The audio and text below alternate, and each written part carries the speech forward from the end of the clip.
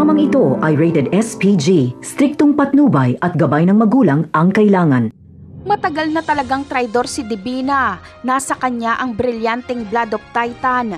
Pinaniwala niya lang si Tanggol sa kasinungalingan na naharang umano si Peng sa airport at kinumpiska ng mga otoridad ang brilyante.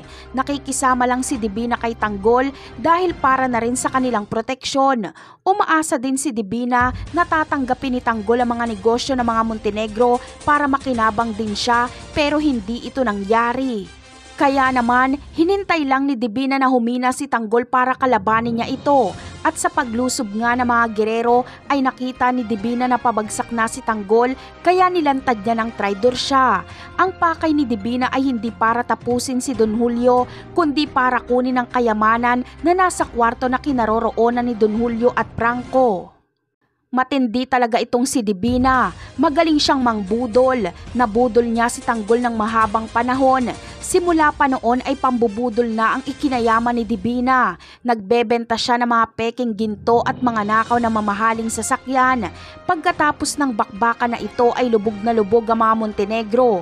Ngunit magagawa pa kayang ibangon ni Tanggol ang pamilya Montenegro? Ang sagot ay oo, at pagdating ng panahon ay magkakaroon ng kakampi si Tanggol.